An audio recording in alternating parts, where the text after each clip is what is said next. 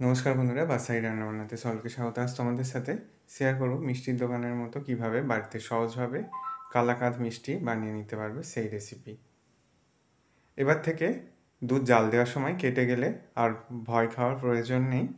এই সহজে কালাকাঁদের মিষ্টিটা বানিয়ে নিতে পারবে।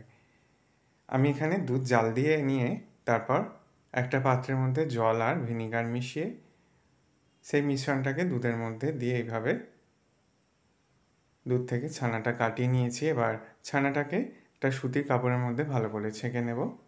ছানার মধ্যে যে জলটা আছে সেটাকে ছেঁকে নেওয়ার পর একটু ভালো জল দিয়ে ধুয়ে নিলাম।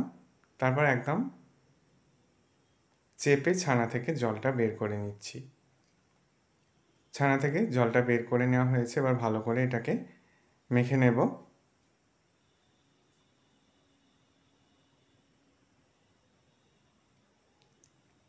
4-5 মিনিট সময় নিয়ে ভালো করে ছানাটাকে আমি মেখে নিয়েছি। এদিকে দুধটাও দেখো ঘন করে নিয়েছি জাল দিয়ে নিয়ে। গুঁড়ো করা চিনি মিশিয়ে দিলাম। এবার দিয়ে দিচ্ছি এলাচের গুঁড়ো। চিনিটা তোমরা যেরকম মিষ্টি পছন্দ করবে সেই অনুযায়ী দিয়ে দেবে। আমি এখানে 3 চামচের মতো চিনি গুঁড়ো ব্যবহার করেছি। এরপর ছানার মিশ্রণটাকে দিয়ে এইভাবে ভালো করে নেড়েচেড়ে একদম শুকনো করে নিতে হবে। তারপর এইভাবে আমি রেস্টে রেখে দিয়েছিলাম আধ ঘন্টার জন্য। দেখো পুরোপুরি সেট হয়ে গেছে। এরপর পিস করে কেটে নিলেই তৈরি হয়ে যাবে দারুণ স্বাদের কালাকাঁদের এই রেসিপি।